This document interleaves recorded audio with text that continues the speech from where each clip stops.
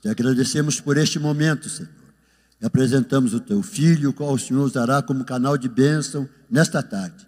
Ministre sobre nossas vidas e que os céus se abram, Senhor, e que realmente a chuva dos céus venha molhar as nossas vidas espirituais. Em nome de Jesus, nós oramos agradecidos.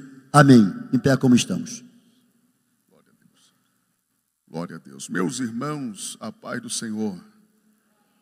Graças a Deus por essa oportunidade que o Senhor nos concede para transmitir uma mensagem para os irmãos.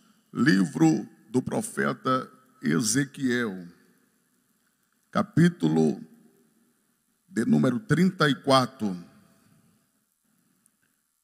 Glória a Deus. Vamos ler o versículo tema desta campanha, desse propósito, o versículo 26. Quantos irmãos localiza? Eu quero agradecer ao Senhor Jesus por essa oportunidade. Por uma vez mais, o Senhor nos dá a graça de transmitir uma palavra. Louvar a Deus pela vida do nosso pastor, pastor Fábio Tuponi, juntamente com a sua muito digna esposa, nossa pastora. Deus seja louvado pela vida dos nossos pastores. Edinaldo Miguel, pastor Edinaldo Miguel, muito obrigado pelo tão honroso convite.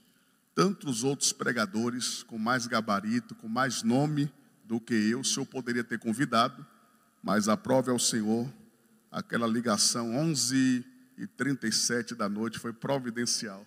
Muito obrigado, louvando a Deus pela vida dos nossos pastores. Deus abençoe.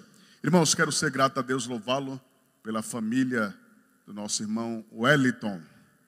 O Wellington é uma ovelha, ouve a voz do pastor e vem, né? Nossa irmã Márcia, Deus abençoe. Deus ser louvado pela vida de todos vocês. Daiane, Deus ser louvado pela vida de vocês. Tá bom? A família que eu tenho um apreço e estimo por todos vocês. Glória a Deus. Cadê a pequena? Está com o João Marcos. Está evangelizando, né? Está ali, ela ali. Deus seja louvado pela vida de todos vocês. Todos encontraram? Capítulo 37, versículo de número 26, está escrito: e ela ia aos lugares ao redor do meu outeiro, eu porei por bênção e farei descer chuva sobre o seu tempo, chuva de bênção serão. E você diz amém? Podem se assentar, por favor. Glória a Deus. Quero também mandar um alô lá para a minha cidade de Itabuna, o extremo sul da Bahia, está conectado conosco. Nossa querida mãe, Selma Cristina, e a minha irmã, Jéssica Pinheiro, está assistindo nós através das mídias sociais. Meus irmãos, é um texto emblemático. Pregar sobre o contexto do profeta Ezequiel não é uma tarefa fácil. Eu queria que os irmãos tivessem um pouco de paciência comigo, pois a mensagem ela vem com o peso de uma responsabilidade e eu preciso ser fiel às Escrituras. Pois bem, dentro do contexto histórico, durante 120 anos, Israel foi uma nação próspera, unificada. O primeiro reinado, Saul, 40 anos. O segundo, Davi, mais 40 anos. O sonho de Davi perpetuou através de seu filho Salomão, mantendo ainda a unificação do reino, sendo um só reino, um só Deus. Mais 40 anos, durante o período de Salomão, a nação ela foi unida, dando 120 anos que Israel era um povo só. Mas a Bíblia diz que com a morte de Salomão, o seu filho Roboão assume. E os relatos em 1 Reis, capítulo 11, versículo 43, diz que ele vai se ascender ao trono e vai começar a reinar. No capítulo 12 do mesmo livro, no versículo 1 a seguir, Jeroboão chega até o rei e vai fazer-lhe uma proposta sobre a questão da servidão e dos seus impostos. Vai levar uma demanda diante do rei e vai dizer: olha, o povo está disposto a servir, porém alivia os impostos. Os impostos estão pesados. Os irmãos sabem, é de conhecimento público, que o templo de Salomão, a construção, houve uma demanda de mão de obra, houve uma demanda de materiais. Então o povo estava cansado, estava exausto, não só pelo trabalho, como também pela parte financeira, e eles queriam que houvesse um alívio dos impostos. No capítulo 12 e no versículo 6 a seguir, do mesmo livro de 1 Reis, Roboão vai se aconselhar, o conselho com os mais velhos e o conselho com os mais novos. A Bíblia diz que o conselho que foi dado pelos mais velhos a Roboão era que aliviasse, era que mantesse uma estabilidade, desse uma folga para o povo, para que descansasse, porque o serviço foi árduo, não só parte física, espiritual, financeira, mas aí vem os conselhos dos mais novos. Os mais novos é oposto aos conselhos dos mais velhos. E qual eram os conselhos dos mais novos? Pesa mais a mão, cobre mais. Se foi pesado a mão do seu pai, mostra para ele que seu dedo mindinho pesa mais do que a mão da sua mãe. Observa que por volta ali do capítulo de número 12, versículo 12 a seguir até o 21, há uma discussão, há uma discordância. E agora 10 tribos das 12 vão se rebelar contra os conselhos que foram dados, contra a posição que foi dada através do posicionamento de Roboão, a saber, Rubem, Simeão, Zebulon, Isacar, Dan, Gad, Naftali. Essas tribos formaram 10 tribos e se rebelaram. E surgiu aqui Israel, reino do norte, capital Samaria. Porém, 2 tribos, a tribo de Judá. A tribo de Judá permanece na fidelidade, continua dentro do centro da vontade de Deus. Esses aqui é o que vai dar prosseguimento ao reino do sul, capital Jerusalém. Observa que essa rebelião trouxe muitos danos para Israel. Por volta do ano 721 a.C., a Bíblia diz que os assírios entram, invadem a capital, derruba, tira o rei do poder e leva eles cativo para o cativeiro dos assírios. A história oculta, não se ouve mais falar do reino do norte, capital Samaria. Porém, Judá permanece na obediência, na busca incessante por Deus, em viver os mandamentos e os preceitos do Senhor. Mas observa que houve uma desobediência, o povo se declina.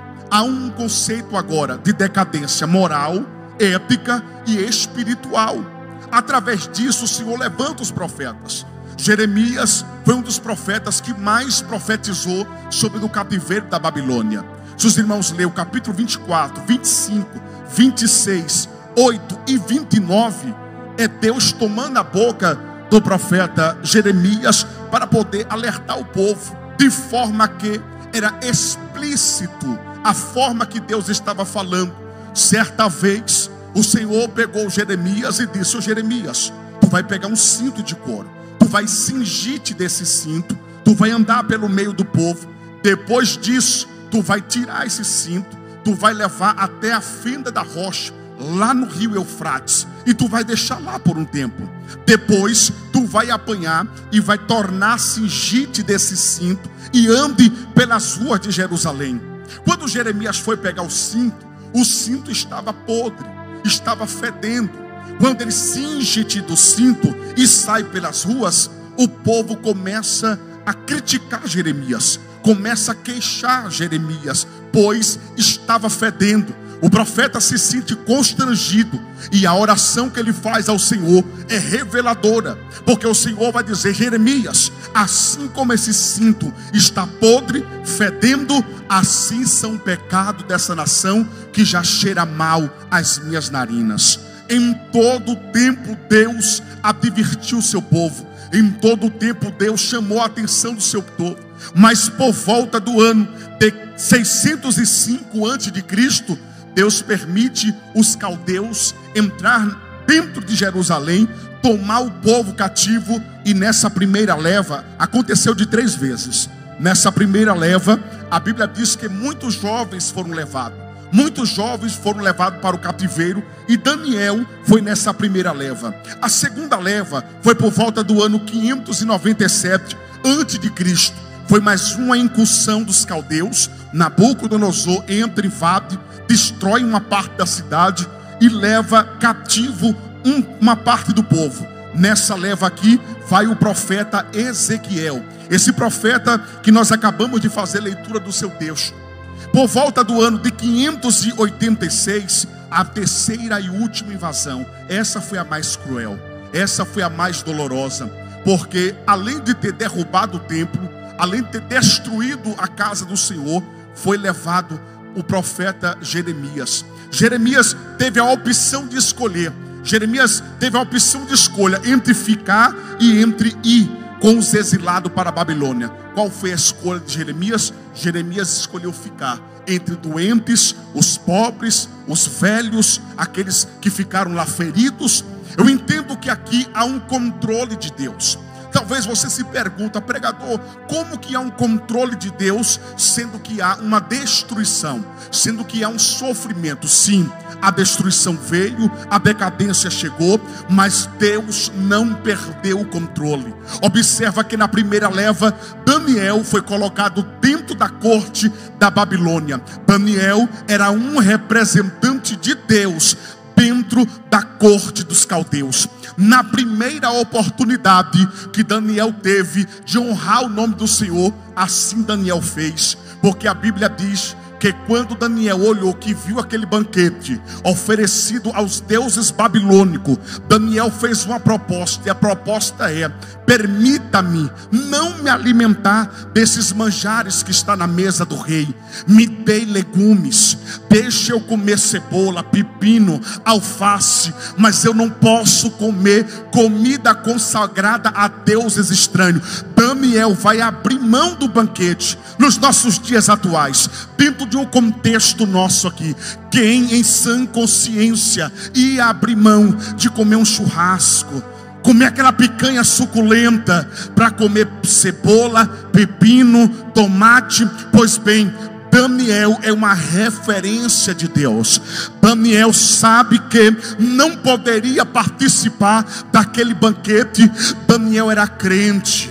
Daniel entendia o centro da vontade de Deus. Havia em Daniel um espírito de excelência. E Daniel vai rejeitar o banquete de Nabucodonosor. Preferiu comer pepino, cebola, mas não se rendeu ao sistema. Meus irmãos, resista ao sistema. Não aceite as suas seduções, os seus convites. Nós, como pregadores do Evangelho, pregamos em diversas cidades, igrejas. Muitos os convites atrativos de caminhos de facilidade, mas só existe um caminho que nos conduz ao céu: é a porta estreita.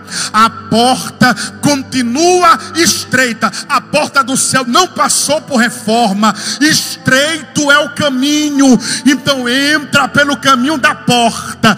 Está doendo hoje, sofre, é rejeitado, cancelado, mas Deus manda eu te dizer: permanece na fidelidade com Ele, e você vai ver o quão grande é Deus na sua vida. Daniel não aceita o banquete de Nabucodonosor. Era Deus mostrando que ele tinha o domínio e que ele tinha o controle. Observa que o segundo comando de Deus, a segunda liderança de Deus estava com Ezequiel. Ezequiel não foi para dentro da corte da Babilônia como foi Daniel. Daniel está na corte e Ezequiel está no meio dos exilados, no meio dos nobres de Israel, nas margens do rio Quebar. Daniel como uma referência de Deus na corte, Ezequiel uma referência de Deus lá no meio dos exilados.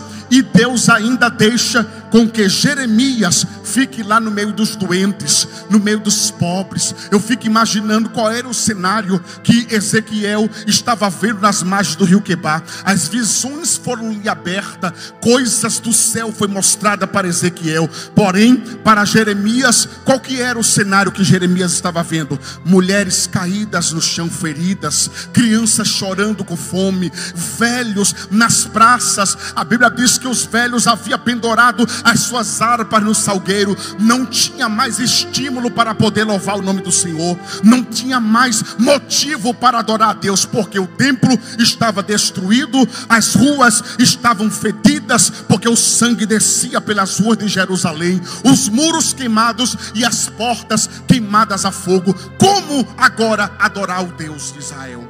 Como agora profetizar dentro desse cenário? Aí eu vejo Deus estendendo as mãos sobre Ezequiel. Se os irmãos observar e hão de convir comigo, no capítulo de número 8, no versículo de número 3, está escrito: estendeu a forma de uma mão e tomou-me pela cabeça e puxou-me pelos cabelos, e em espírito me levou entre a terra e o céu, e trouxe a Jerusalém visões de Deus até a porta, a entrada da porta do pátio, e dentro eu fiz a olhar ao norte, e estava colocada as imagens de ciúmes que provocou o ciúme de Deus.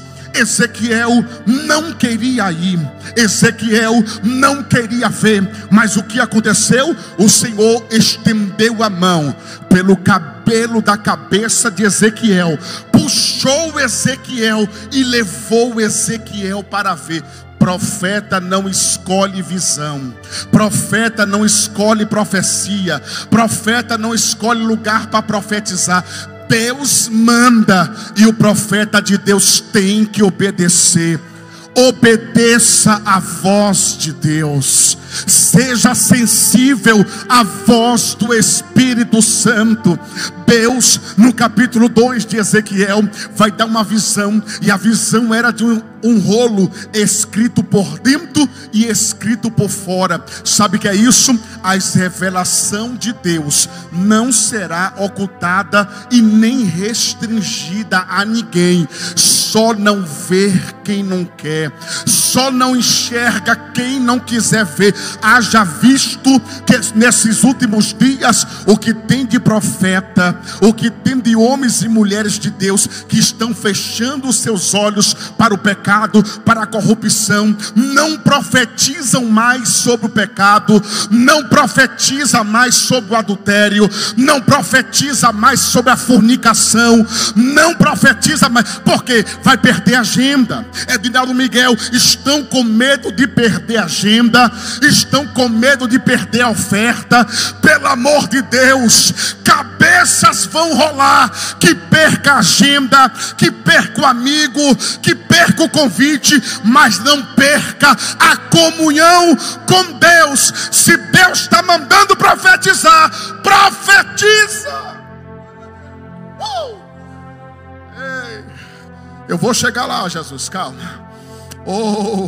E estava escrito por dentro e por fora. Se os irmãos observar aqui, o Senhor tomou Ezequiel e disse: Ezequiel, capítulo 2, versículo 4: eles são filhos rebeldes, de semblante duro, obstinado de coração, e lhes dirá: assim diz o Senhor Jeová. Quando o Senhor chamou Ezequiel, Deus já havia advertido Ezequiel e disse: Ezequiel, é de semblante duro, eles são obstinados de coração. Era Deus preparando o ministério de Ezequiel. Não fica pensando por aí que você vai sair e vai encontrar caminhos de facilidade para quem faz a obra do Senhor. Não. Para quem exerce o seu chamado com responsabilidade, não.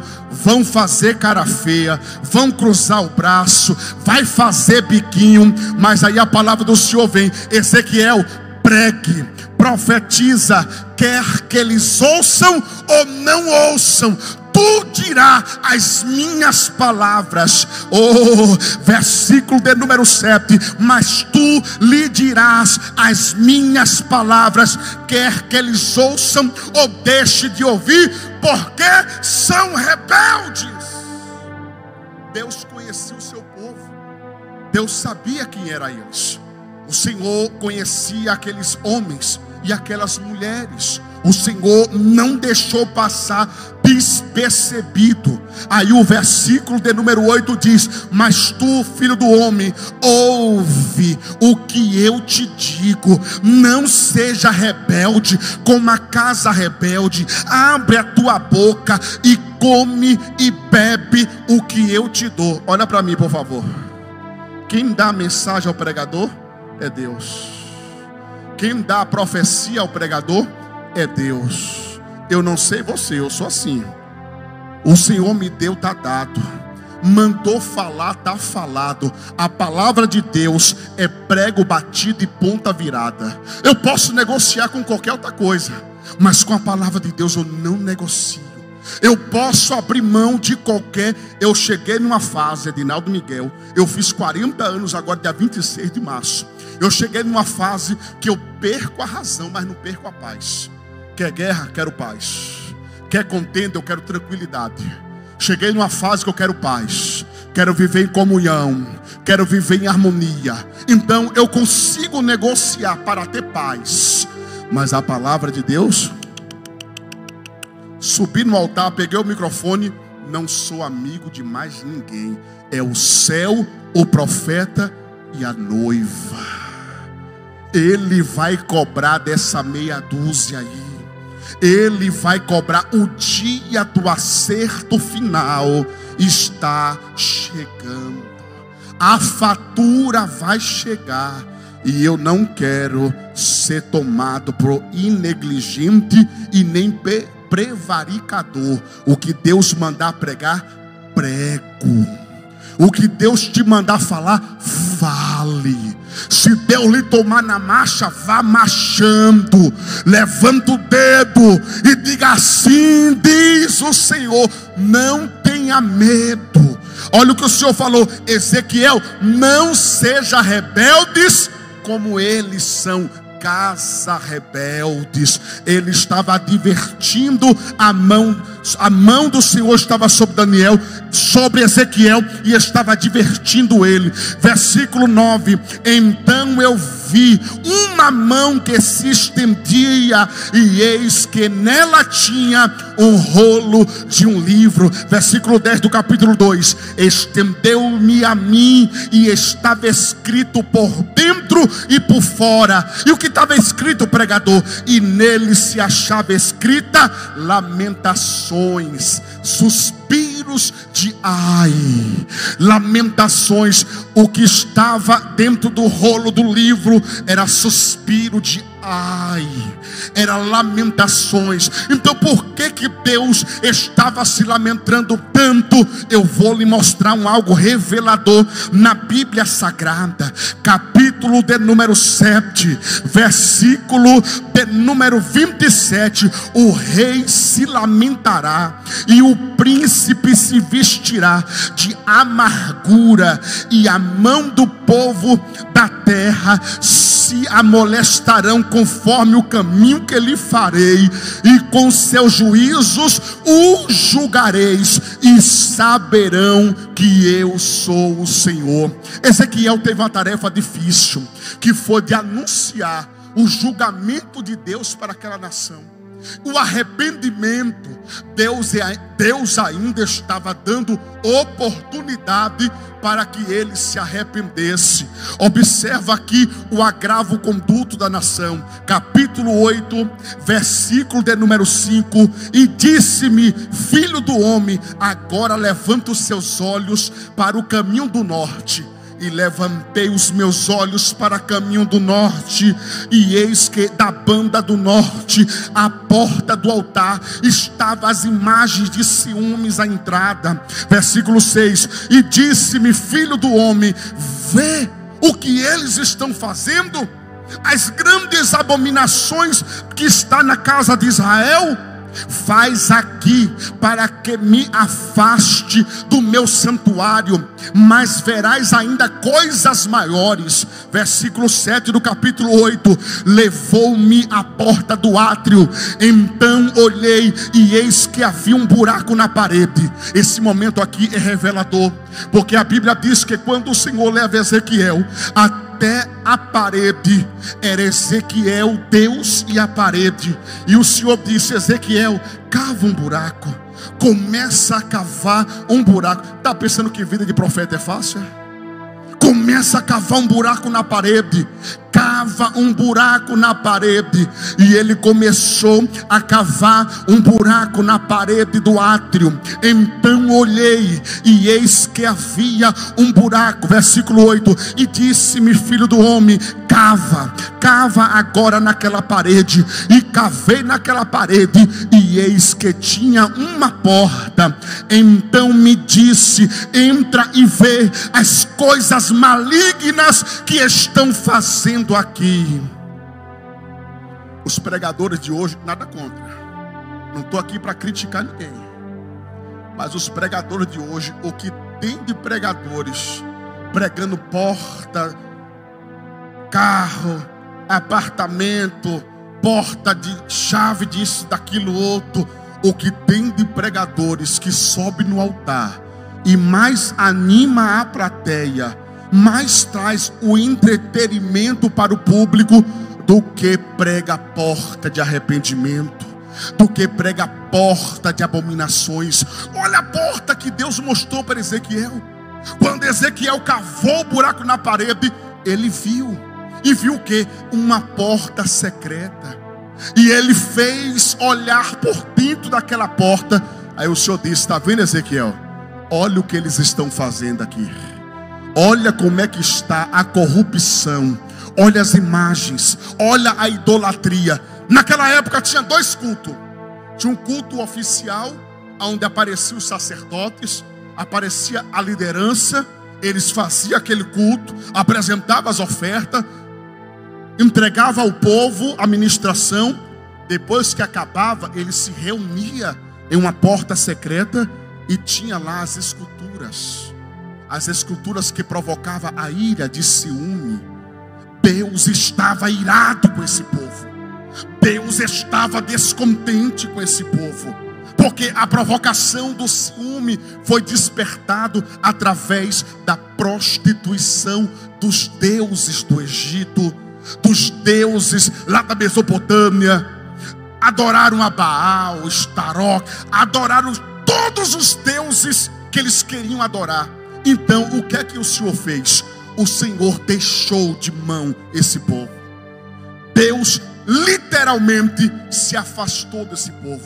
O que mais me deixa com o coração compungido, eu queria pregar só no capítulo 34 e o versículo 26, que é a bênção, né? Isso é bom, pregar sobre bênção é maravilhosa, mas a bênção não vem de qualquer maneira.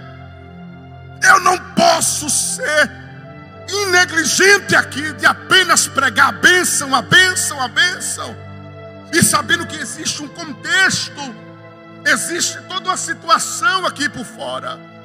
Olha o que aconteceu no capítulo de número 16. Capítulo 16, isso aqui é um agravo-conduto. É o próprio Deus se manifestando e dizendo a Ezequiel: não foi à toa que eu tirei você do ministério sacerdotal. Não foi à toa que eu lhe chamei. Eu sei que você é filho de Buzi, sacerdote da linhagem de Zodaque, mas vem para cá, deixa eu te mostrar algo diferente aqui. Deus queria usar o serviço de Ezequiel como um profeta de Deus. E no capítulo 16, a palavra do Senhor veio a Ezequiel dizendo: filho do homem, faz conhecer a Jerusalém as suas abominações. E diz: assim diz o Senhor Jeová, a tua origem e o teu nascimento procede da terra dos cananeus. O teu pai era amorreus, a tua mãe era etéia. Aí vem uma descrição. Depois, se você tiver com carinho, lê o capítulo 16. Aí vem uma descrição, o Senhor dizendo: eu lhe conheço, ainda eras um bebê, era apenas uma criança que foste rejeitada pela sua mãe. Depois que sua mãe te teve, sua mãe não lhe quis. Pegou ainda criança e jogou no bosque para as bestas feras comer. Mas eu, Israel, eu fui atrás de você. Eu fui lá, mesmo ainda suja de sangue. Nem o teu cordão umbilical cortaram, nem com sal limpaste a tua impureza, a tua imundícia. Mas eu fui lá e te busquei, cuidei de você, zelei da tua vida, sarei as tuas feridas. E tu foi crescendo, tu foi crescendo, tu cresceu, e eu te ornei de todas as pedras preciosas. Tu ainda jovem, eu me enamorei de ti. Essa expressão, eu me enamorei, é a mesma fala de Daniel, quando Daniel fala que o ancião de dias apaixonou-se por Israel. Aqui é um romance. Se os irmãos pegar esse contexto aqui, você vai ver, é um namoro de Deus com a nação. E aí vem trazendo a trajetória do povo desde lá do Egito, quando Deus tirou o povo do Egito, os cuidados que Deus teve, o zelo que Deus teve pelaquele povo, pelaquela nação. Em contrapartida, qual foi a recompensa? Qual foi a retribuição que o povo deu para Israel? Que Israel deu para o povo? Está aqui, versículo de número 6. Então te lavei com água, te enxuguei o teu sangue, te ungi. Versículo 12, coloquei uma coroa de glória na sua cabeça. Versículo 14, correu a tua fama entre as nações. Versículo 15, mas tu confiaste na tua formosura, e tu te corrompeu pela tua fama, e começou a prostituir-se. Pensa numa coisa, que o teu medo é a fama. Não sou pregador de renome, não me faz inveja, não sou um pregador eloquente, não sou teólogo, nada contra, mas não me faz inveja. Eu preciso ter prudência até no que eu vou falar aqui. Tem mídia, tem uma igreja, mas se você soubesse o que acontece no meio de uma meia dúzia aí, famosos, isso é de trazer náuseas, repugna em você ouvir. Imagina Deus, é a palavra, não tenho culpa. Se está aqui, eu vou pelo que está aqui. Mas tu se prostituísse, Israel. Quem sou eu na fila do pão a me comparar com Israel? Com a história bíblica, com o conceito bíblico de onde tudo começou lá atrás. Tudo bem que foi através da recusa de Israel que nós fomos dados o direito de ser chamado filho de Deus. Quem sou eu na fila do pão? Mas é o que está escrito. Isso aqui é um relato profundo do descontentamento de Deus para com o seu povo. Não sou eu que estou inventando, é o que está escrito. Mas tu confiaste na tua formosura, e tu te corrompeste por causa da tua fama, e prostituíste a todos que passava para seres sua. Aí eu não vou continuar nesse 16 aqui, mas só para terminar, sabe o que o Senhor disse para Israel? A meretriz tem até mérito na sua profissão, porque ela faz para poder ganhar o seu dinheiro e sobreviver. Mas tu, Israel, o que você faz é apenas para poder trazer a ira sobre mim. O que você faz é apenas para poder despertar o meu ciúme. Pode imaginar uma coisa dessa? Eu sei que essa mensagem aqui não vai ter glória, não vai ter aleluia, mas como eu disse, já quarentei. É quase 20 anos pregando, já não vivo mais nesse negócio de bota a mão, apesar que eu nunca fiz. Nada contra os pregadores que faz. Bota a mão lá, levanta, chacoalha. Não gosto de fazer igreja de marionete. Você dá glória se você sentir, você dá aleluia se você sentir, você levanta a mão se você quiser levantar. Se a mensagem está te agradando, amém. Se não está, amém. Estou pregando do mesmo jeito, vou continuar pregando, não vou parar de pregar. E a mensagem de Deus é: cuidado com a fama, cuidado com a altivez de espírito. Isso é perigoso. Então aqui há uma rejeição de Deus. Deus rejeitou o seu povo. Agora vamos para o capítulo de número 34, porque aqui, se lá estava difícil, aqui piorou. Porque se você pegar o capítulo 34, você vai ver que a profecia é contra os pastores infiéis. E aqui eu preciso ter muita prudência. Que Deus me ajude o que eu vou falar aqui agora. O tema não foi eu que escolhi, foi o senhor, pastor Edinaldo Miguel. E está escrito. Está na sua Bíblia aí? Na primeira aqui, na epígrafe, diz que a profecia contra os pastores infiéis de Israel. Isso aqui é uma coisa que isso dá problema. Tem lugar que não pode nem... Se eles pudessem, eles rasgavam essa página da Bíblia, porque isso aqui não pode pregar em qualquer lugar. Isso aqui dá um problema, isso aqui dá exclusão. Toma até a carteirinha se o camarada tiver. Dá problema. Mas olha o que está escrito aqui. Veio a mim a palavra do Senhor. Não era Ezequiel que ia atrás da palavra. Era a palavra que ia atrás de Ezequiel. O problema é esse. Mas os cultos de hoje estão assim, está assado. Não está assim, está assado nada. Deus não muda. Quem mudou foi vocês. Quem mudou foi eu. Ele permanece o mesmo hoje, ele sempre será eternamente. Deus não muda, ele é o mesmo ontem, hoje e será eternamente. Veio a mim a palavra do Senhor dizendo: filho do homem, profetiza quanto os pastores de Israel. Profetiza e diz aos pastores: assim diz o Senhor Jeová: ai dos pastores de Israel, que apacentam a si mesmo e não apacentam as minhas ovelhas. Aqui o Senhor agora vai tomar a pronúncia do profeta Ezequiel, vai dizer: ó, tem pastores aí que não estão cuidando das minhas ovelhas. Tem pastores aí que estão se pastoreando. Ele apacenta a si mesmo, mas as minhas ovelhas. O capítulo 34 de Ezequiel contém uma mensagem tão poderosa de Deus contra os pastores de Israel, que não estava cumprindo as suas responsabilidades. Liderança, eles eram falhos. Eles não executavam o que Deus ordenava. Eles estavam com ganância, eles estavam com crueldade e com negligência. Se vocês pegar o capítulo 34 e ler a Bíblia, ela precisa ser lida, interpretada, examinada. A Bíblia não é um livro qualquer que você abre com uma caixinha de surpresa, pega um versículo isolado, toma para si a parte que lhe cabe e a outra você joga fora. Tem um contexto. Se você pega um texto sem um contexto, você vai gerar um pretexto para a heresia.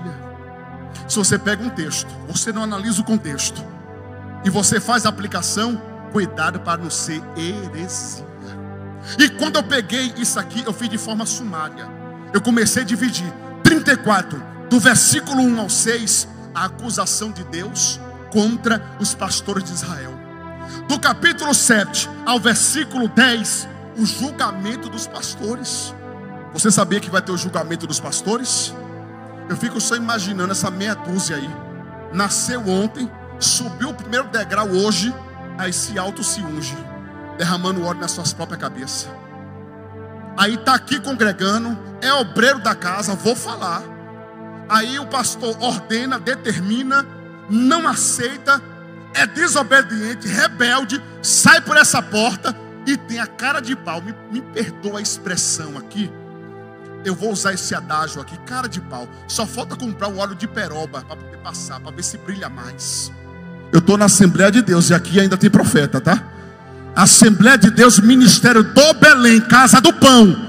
Então não se assuste não quando Deus tomar a boca do profeta para falar as verdades aqui. Aí vai na mesma rua da igreja e abre uma portinha lá. Irmãos, nada contra. Eu prefiro que tenha 10 mil igrejas do que 10 mil boca de fumo. Eu prefiro que tenha 10 mil igrejas do que 10 mil bares abertos. Mas dessa forma aí, desenfreada, um povo desequilibrado, doente, trazendo escândalo. E quando o ímpio vai julgar a gente, ele não sabe dividir.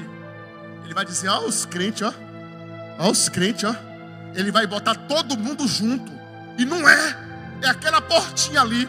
Igreja evangélica, pentecostal, Jesus Cristo foi ali e nunca mais voltou. Essa que é a verdade.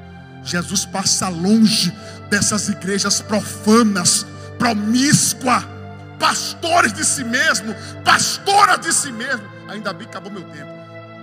Quando começou a esquentar, eu já estou terminando. Eu vou embora, Jesus. Porque se deixar aqui, profeta de Deus não prega o que ele quer pregar. Ele prega o que Deus manda. Aí surgiu agora aí tantos ministérios, tantas igrejas. Agora tem os coaches que sobem no púlpito todo apertadinho. Aí pega o banquinho, cruza as pernas, aí abaixa as luzes, igreja preta, nada contra. Pode ser preta, azul, amarela, mas pregue Jesus. Prega o bom pastor. Prega o pastor que dá vida pelas ovelhas. Aí não, venha como tu estás, permaneça da forma que você quiser. Aqui tudo pode. Você que é sentimentalista, você que é dessa turma do QY, nada contra também, para depois não dizer que eu sou homofóbico. Vem pra cá, pega o que você quiser pegar, faz o que você quiser fazer. Mas deixa eu lhe dar um aviso, queridão. Se preocupa não. A porta do inferno está aberta, esperando vocês também. Vou repetir mais uma vez aqui. A porta do céu não passou por reforma. Continua estreita. Apertado é o caminho. Não muda. A igreja não muda. Permanece na posição que Deus te colocou. Não muda. Se você quer a bênção de Deus, então permanece. Deixa quem quiser falar que você é crente antiquário. Se ouve não, porque você como um pai é um pai muito antiquário. Eu vou fazer o quê? Eu vou deixar filho bater na minha cara? Eu vi na porta da igreja. Não vou falar aqui, vou ter que calar minha boca. Um negócio desse tamanho. O pai falou um negócio, ela foi para cima. Vem, Satanás. Vem. Mães e pais deixam os filhos fazer o que querem. Aí depois quer subir no altar e quer dar lição de moral para a igreja. Se não governa nem a própria casa, como que vai governar a igreja? Cuidado, pais. Minha mãe, cuidado. Refreia o teu filho. Doutrina ele, ensina ele. Porque se não refrear, se não doutrinar, o mundo doutrina aí fora. E lá fora não tem massagem, viu? Lá fora não tem carinho, não tem amor. É cruel. Então, a terceira parte do capítulo 34, versículo 11. A promessa de Deus em cuidar pessoalmente do povo. Quando Deus viu que os pastores não estavam nem aí, ó irmãos, eu louvo a Deus. Eu louvo a Deus que ainda nós temos uma igreja. Nós temos pastores. Como eu fico maravilhado quando eu vou assistir a pregação do nosso pastor José Wellington Bezerra da Costa. Como eu fico maravilhado em saber que os nossos pastores, os nossos líderes preservam o bom costume.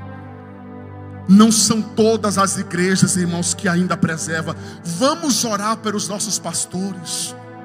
Vamos orar para que eles continuem sendo fiéis a Deus e com a sensibilidade ao ouvir o Espírito Santo, que não deixe o mundo entrar na nossa igreja.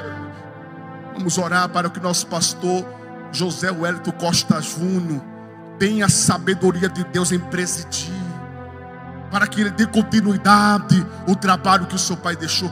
Vamos orar para o nosso pastor Fábio Tuponi. Em vez de criticar, ora, não perde tempo com crítica, ora para que Deus abençoe. Se o nosso pastor Se o nosso pastor fez um trabalho bom, se o pastor Luiz Ricardo fez um trabalho bom, o pastor Fábio, nós vamos orar para que faça um trabalho melhor. Vamos orar pela nossa liderança. Já estou finalizando. Vamos orar pelos nossos pastores. Vamos orar pela nossa igreja. Essa ainda é uma igreja que preserva os costumes. Como eu disse, eu sou pregador itinerante. Irmãos, eu vou para cada lugar pregar. Você não sabe o que o itinerante sofre. É tanta coisa que a gente vê por aí. Quarto lugar, a promessa de Deus em trazer juízo divino sobre as ovelhas rebeldes, do capítulo 17, capítulo 34, versículo 17 ao 24, o juízo divino sobre as ovelhas e a promessa de um novo líder. Não é só os pastores não, aqui Ezequiel vai incluir também as ovelhas rebeldes, porque é um outro assunto, não vou nem falar mais nada. Capítulo 34, versículo 25 ao 31. Aí vem a promessa de um pacto de paz e a restauração. Mas antes de vir essa promessa aqui, você viu tanto de agravo conduto? Você viu quantas abominações? Você viu a trajetória de sujeira, de pecados, para que no final o Senhor venha derramar a bênção, se arrepender dos pecados. A única forma de nós atrairmos a bênção do Senhor é arrependimento. Arrependei-vos. Arrependimento muda a sentença. Você conhece a história de Ezequiel, de Isaías capítulo 38, aonde Ezequias recebeu a sentença de morte? O que foi que aconteceu? Ele botou a cara na parede, orou e chorou. Aí o profeta Isaías voltou, profetizou mais 15 anos de vida. Sabe como a bênção vem? Quando nós nos arrependemos dos nossos pecados. E a promessa é de um novo pastor.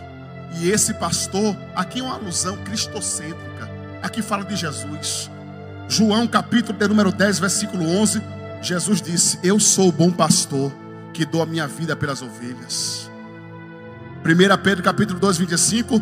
Pois vocês eram ovelhas desgarradas, mas agora terão um pastor e um bispo da sua alma.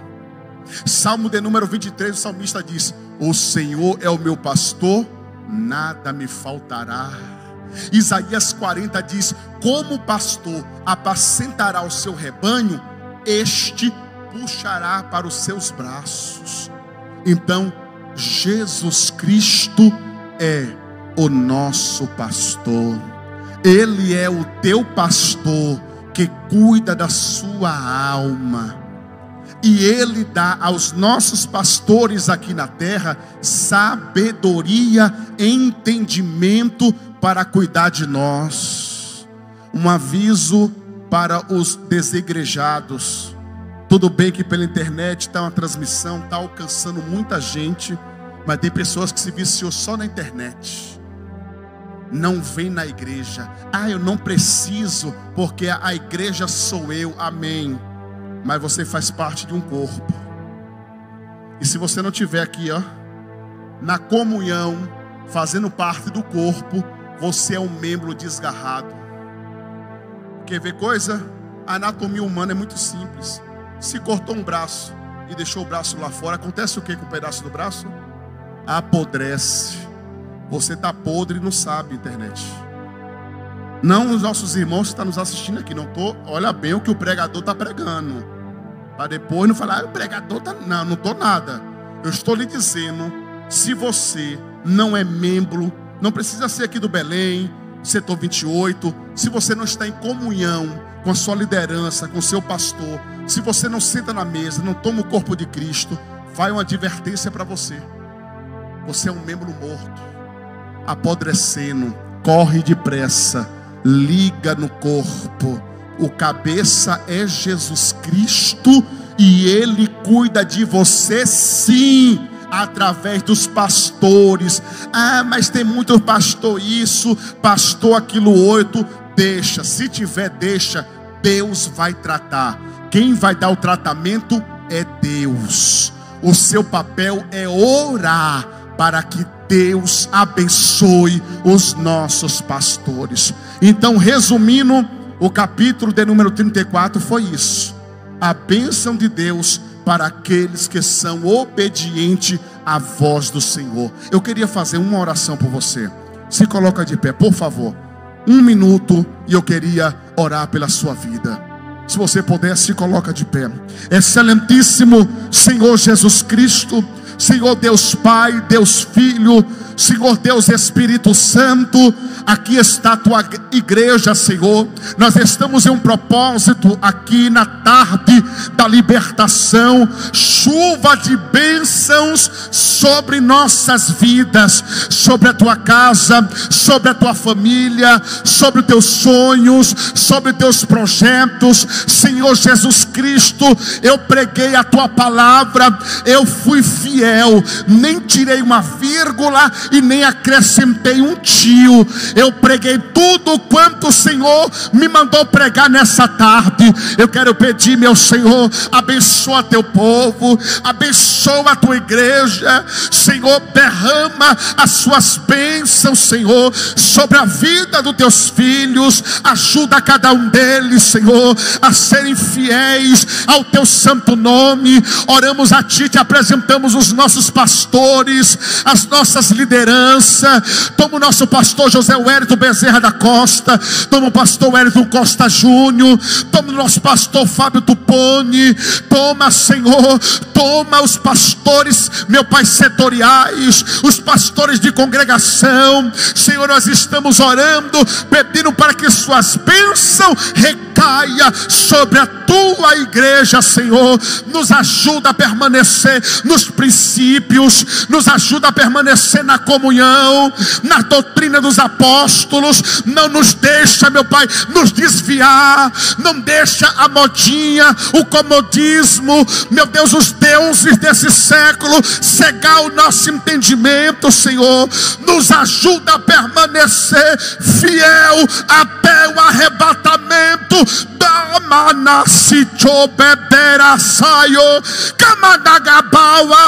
Nos ajuda, Jesus. Queremos permanecer fiel até a volta do nosso Salvador. E você que recebe essa palavra e essa oração, se puder, confirma com amém, amém e amém. Deus abençoe. Torna a direção do trabalho ao pastor Edinaldo Miguel.